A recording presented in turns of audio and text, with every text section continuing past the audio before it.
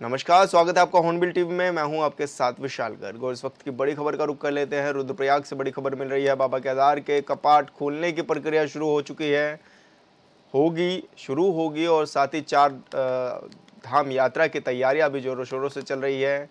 आज बाबा केदार की चल विग्रह डोली रवाना हुई है और डोली के दर्शन के लिए श्रद्धालुओं की भारी भीड़ उमड़ रही है। ओंकारेश्वर मंदिर से गुप्तकाशी के लिए ये डोली रवाना हुई है और 10 मई को खुलेंगे बाबा के केदार के कपाट और 9 मई को केदारनाथ पहुंचेगी बाबा केदार की चल विग्रह डोली। तो बड़ी खबर आपको बता रहे हैं, जहां पर केदारनाथ में चल विग्रह डोली जो है वो 9 मई को पहुंच जाएगी और 10 मई को बाबा केदार के कपाट खुलने जा रहे हैं, जिसकी प्रक्रिया भी शुरू हो गई है। और संवाददाता संजय कुमार हमारे साथ फोन लाइन पर जुड़ गए हैं। संजय, क्या कुछ ज़्यादा जानकारी मिल रही है, क्योंकि चारधाम यात्रा की तैयारियां भी अब जोरों शोरों से चलने लगी हैं?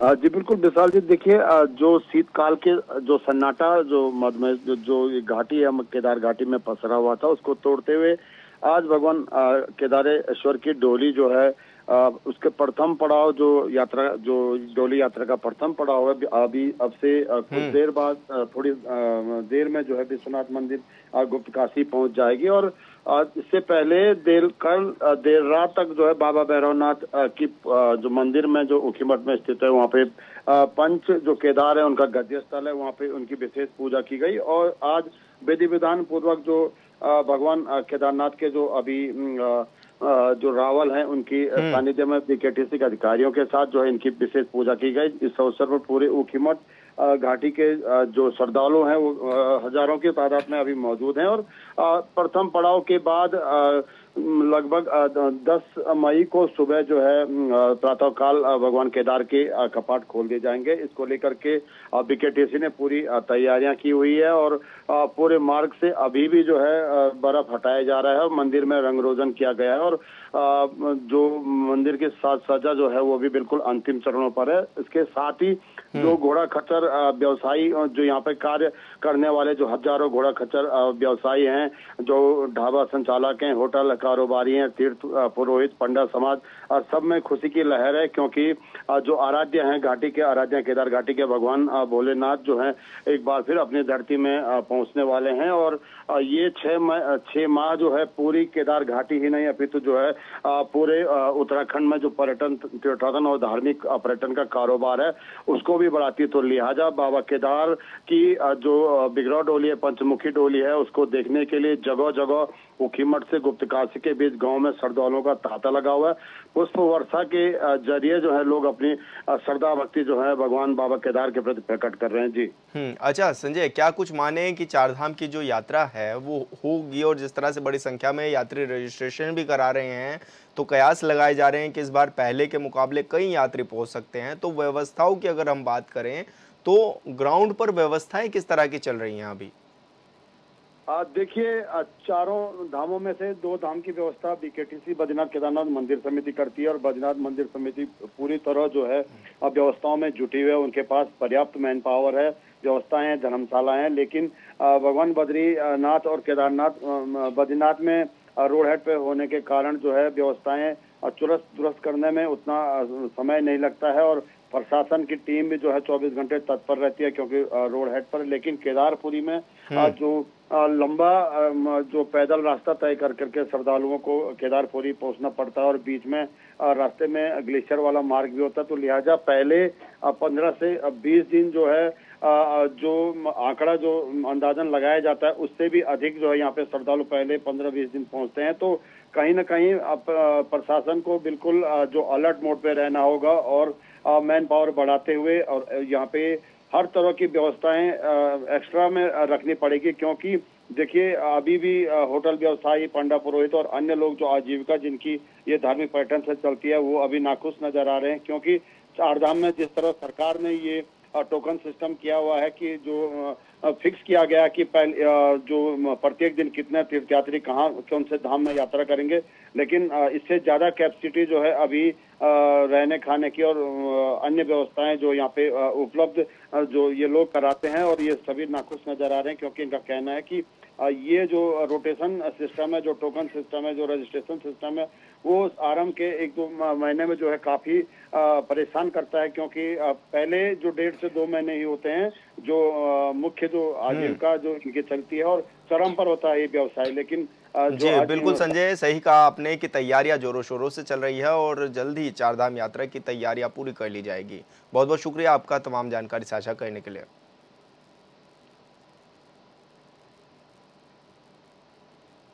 उत्तराखंड के मुख्यमंत्री पुष्कर सिंह धामी को बीजेपी हाईकमान ने बड़ी जिम्मेदारी सौंपी हुई है। इन दिनों सीएम धामी दूसरे राज्यों में जाकर स्टार प्रचारक के रूप में बीजेपी प्रत्याशियों के प्रचार प्रसार में जुटे हुए हैं।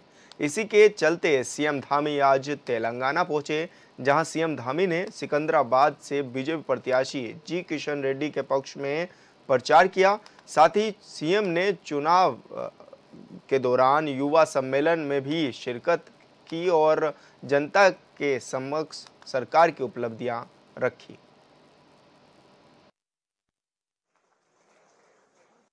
मैं सबसे पहले तो आप सबका देवभूमि, आप सब जानते हैं ना,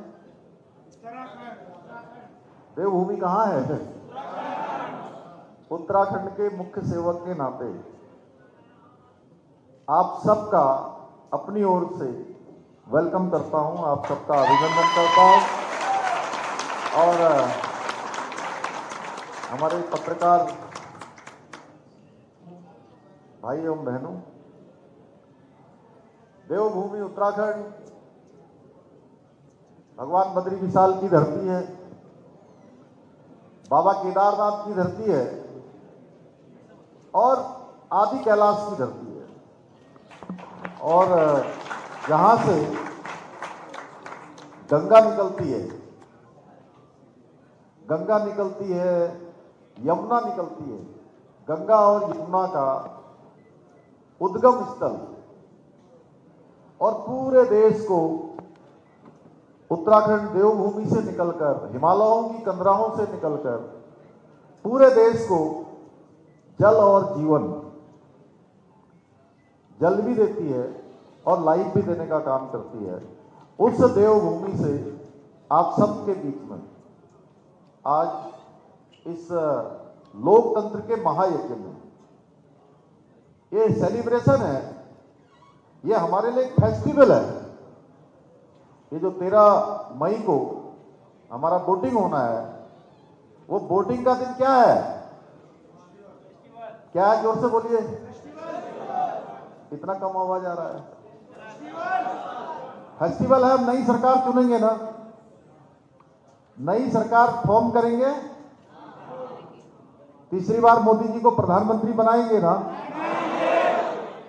क्या बनाएंगे? अब की बार, फिर एक बार, अब की बार, अब की बार। अभी किशन जी बोल रहे थे, मैं थोड़ा समझने की कोशिश कर रहा था। वो कह रहे थे कि वो राहुल गांधी को बनाएंगे कि मोदी को बनाएंगे, तो बताइए किसको बनाएंगे?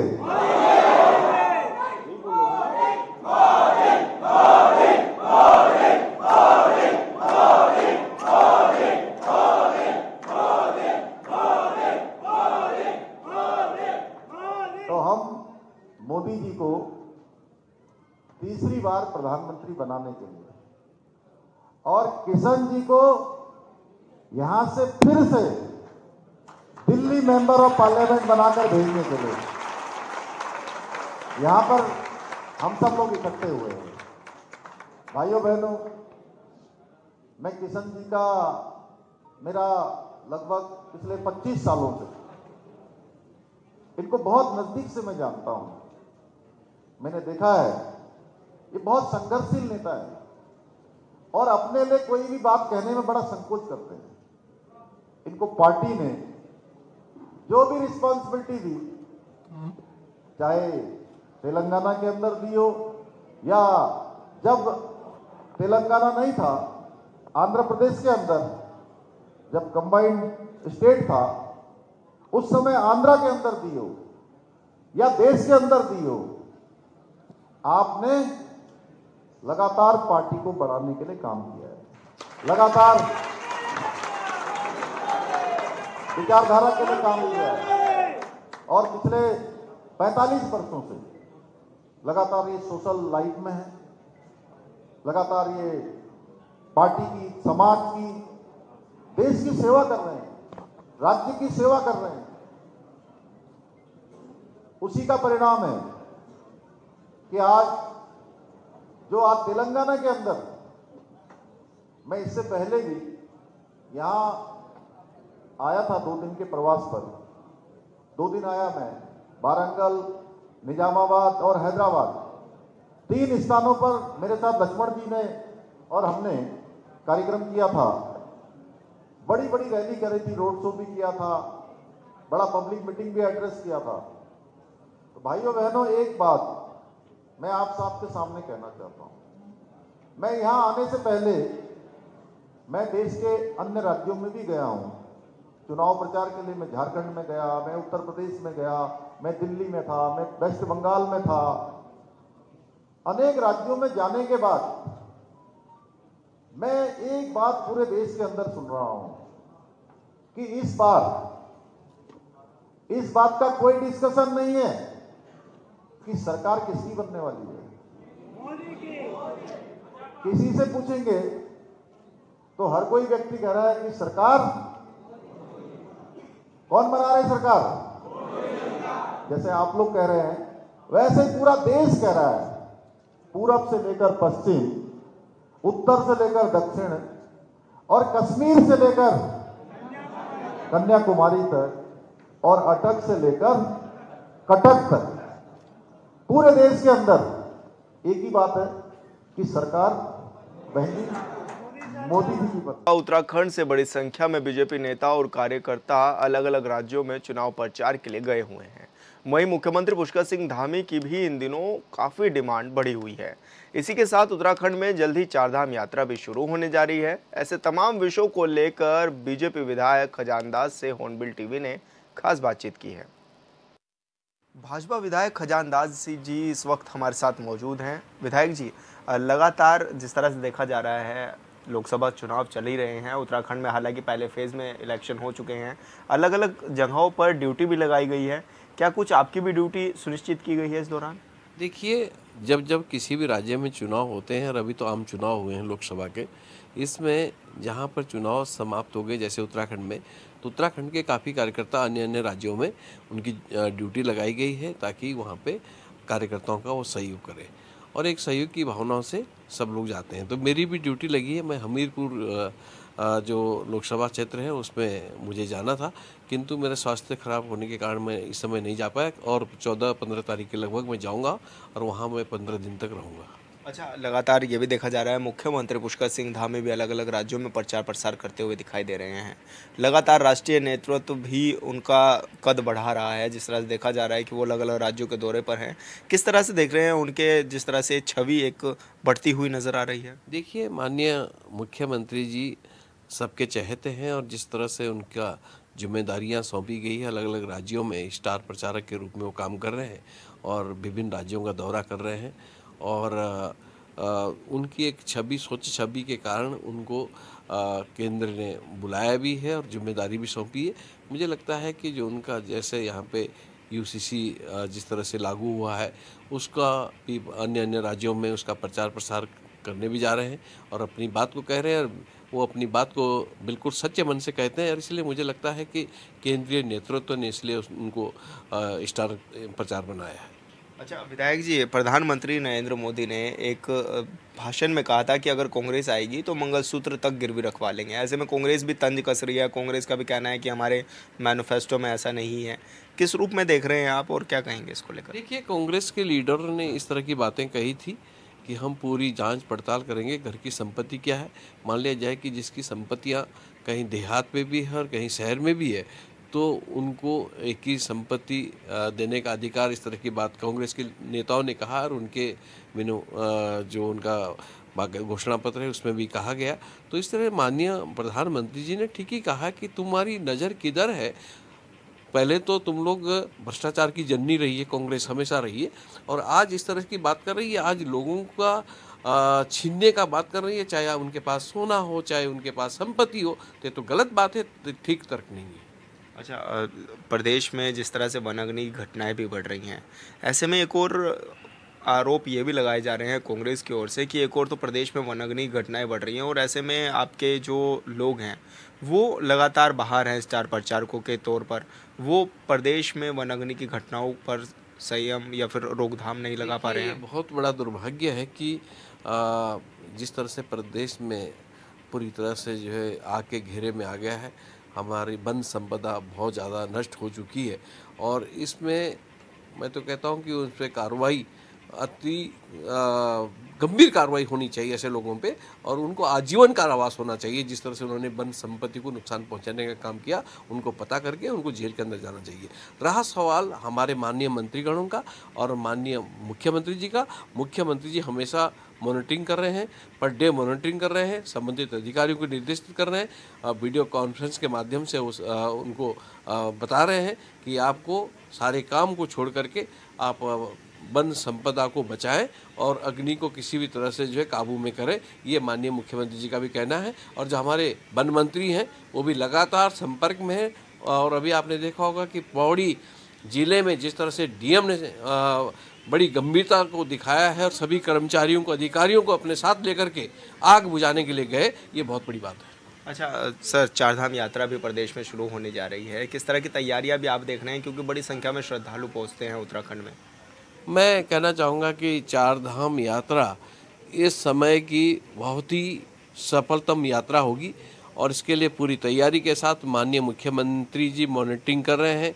अधिकारी भी स्वयं अभी गए हैं, हमारी चीफ सेक्रेटरी गई है, बद्रीनाथ गई है, वहाँ बाकायदा उन्होंने बद्रीनाथ भी, केदारनाथ में भी ये वहाँ के तामझाम को देखा पूरी तरह से और पूरी सतर्कता के साथ पूरे काम कर रहे हैं। और मुझे लगता है कि जिस तरह से जो है यात्रा का जो रजिस्ट्रेशन हुआ वो इस समय का एक ऐतिहासिक इतने लोग आ रहे हैं, ये बहुत बड़ी अच्छी बात है उत्तराखंड के हित के लिए। इसमें रोजगार भी हमारे लोगों को मिलेगा और साथ साथ उनकी सुरक्षा की भी गारंटी हम सबकी बनती है और इसलिए माननीय मुख्यमंत्री जी पूरी तरह से सचेत है इसके लिए। अच्छा सर, अंतिम सवाल लोकसभा चुनाव से जुड़ा हुआ है। उत्तराखंड में हालांकि लोकसभा चुनाव हो चुके हैं, आप किस तरह से देख रहे हैं, किस तरह का रिस्पांस आप लोगों को मिल रहा है, आप जनता को? लोकसभा का चुनाव जैसे हमने कहा है कि 5 सीटें उत्तराखंड की भारतीय जनता पार्टी की झोली में जाएगी और हम ये वैसे ही नहीं कह रहे हैं, हम आंकड़ों के आधार पर कह रहे हैं और हम कार्यकर्ता आधारित पार्टी है और इसलिए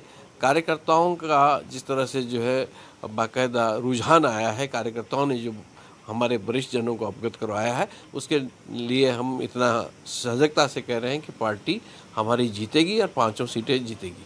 धन्यवाद सर, हॉर्नबिल टीवी से बात करने के लिए। तो खजानदास जी हमारे साथ थे जो कि दावा कर रहे हैं कि 5 लोकसभा सीटें उत्तराखंड में जीतेंगे और 400 पार का जो नारा है उसको भी सिद्ध करेंगे। हॉर्नबिल टीवी के लिए देहरादून से विशाल गर्ग। उत्तराखंड पहाड़ी राज्य है लेकिन यहाँ आज भी पानी की किल्लत है। यहाँ से गंगा, यमुना जैसी बड़ी नदियाँ प्रवाहित होती हैं लेकिन व्यवस्था ही ऐसी है कि क्या कहें। देखिए इस रिपोर्ट में।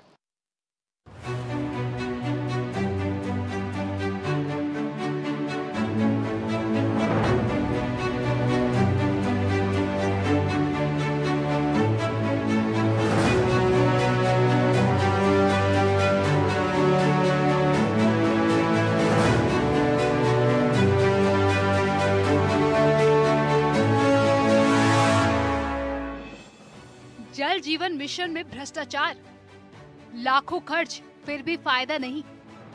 15 अगस्त 2019 को देश के प्रधानमंत्री नरेंद्र मोदी ने जल जीवन मिशन योजना की शुरुआत की थी। दावा था कि इस योजना के जरिए गांव-गांव तक पेयजल पहुंचाया जाएगा। इस मिशन के तहत 2024 तक भारत के सभी दूर सुदूर गाँव के हर घर तक शुद्ध पेयजल पहुँचाने का लक्ष्य रखा गया था। योजना के तहत काम भी किए गए, लेकिन इसके बाद भी ग्रामीण इलाकों में इसका बहुत ज्यादा फायदा नहीं मिला।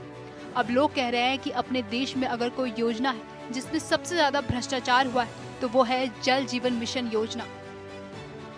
जब तक ठेकेदार जांच में नहीं आया, ठेकेदार को भी साथ में लिया कि कहाँ है तेरी लाइन, हमको दिखाया नहीं। और क्या जो बाउंड्री ठेकेदार है वो लाइन से खाए तब पूछा क्या बहुत होगी ना।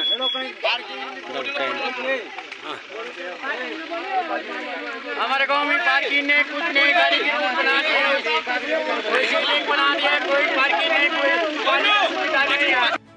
दर्जनों गांवों में पेयजल समस्या, नींद में अधिकारी, ग्रामीण परेशान।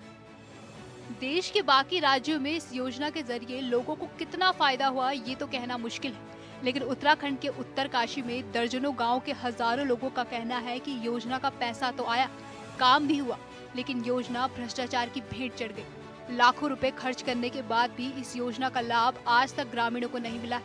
मौजूदा वक्त में तेजी से बढ़ती गर्मी के बीच उत्तरकाशी के दर्जनों गाँव में पानी के लिए हाहाकार मचा हुआ है।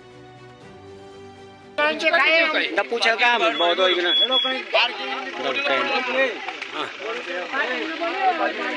हमारे गांव में पार्किंग नहीं, कुछ नहीं, गाड़ी की रोड बना दिया, कोई शिवलिंग बना दिया, कोई पार्किंग नहीं, कोई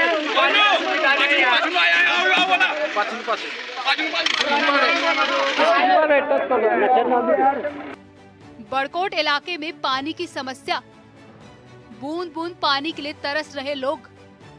उत्तरकाशी में बड़कोट ब्लॉक के गीट पट्टी के दुर्बिल गांव में जल जीवन मिशन के नाम पर लाखों रुपए खर्च किए गए, लेकिन आज भी दुर्बिल गांव सहित दर्जनों गांव के लोग पानी की बूंद बूंद के लिए तरस रहे। आरोप है कि संबंधित विभाग, ठेकेदार और स्थानीय जनप्रतिनिधि की मिलीभगत से योजना का बंदरबाट किया गया है। तस्वीरों में भी ये देखने से पता चलता है कि योजना का काम पूरा करने के नाम पर ठेकेदार ने क्या किया है। वैकल्पिक व्यवस्था यहाँ से दे रखी है। ये परेशान रहे तब जाके हमने व्यवस्था बना के हमने पानी के लिए नीचे अपने लिए व्यवस्था बना रखी है। आप देख सकते हैं, ये देख सकते हैं वैकल्पिक व्यवस्था कर रखी है, नए पे ज्वाइन कर रखी है। नया लाइन पे कोई पानी नहीं है, तो ये हमने वैकल्पिक व्यवस्था कर रखी है, नीचे रोड तक पहुँचा रखी है। गाँव में सिर्फ नल पहुँचा, जल नहीं। कागजों में योजना का काम पूरा। यहाँ के लोग कहते हैं कि भारत सरकार की जल जीवन मिशन योजना पूर्ण रूप से भ्रष्टाचार की भेंट चढ़ गई है। उत्तरकाशी में ऐसे गांव की संख्या 2 दर्जन से भी ज्यादा है, जहां पुराने नल तो पहुंचे लेकिन जल नहीं। ग्रामीणों ने जल जीवन मिशन योजना में विभाग के ठेकेदार और संबंधित विभाग पर मनमानी का आरोप लगाया है। लोगों का कहना है कि उत्तराखंड सरकार और जिला प्रशासन को कागजों में नहीं बल्कि धरातल पर जाकर काम को देखना चाहिए, ताकि सच्चाई का पता चल सके।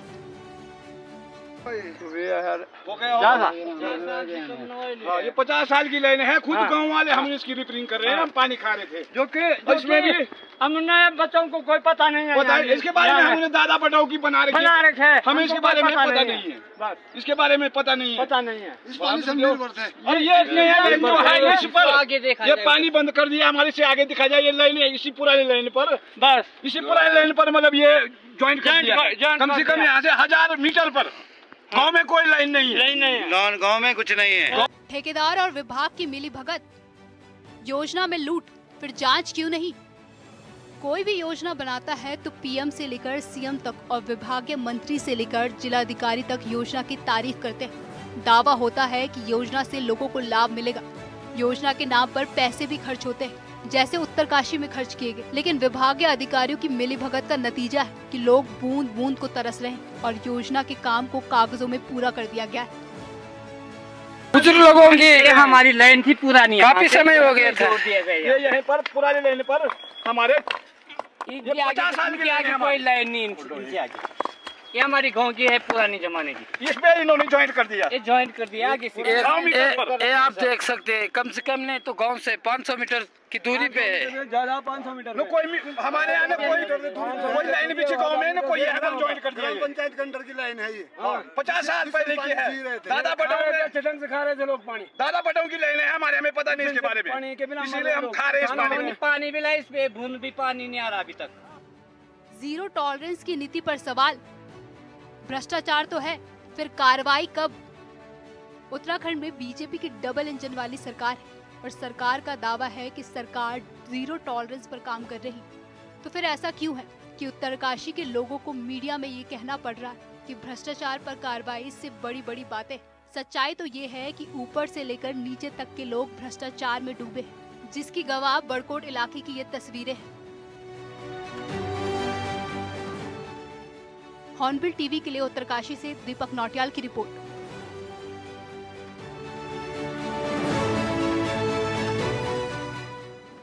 और फिलहाल इस बुलेटिन में इतना ही। आप देखते रहिए हॉर्नबिल टीवी। नमस्कार।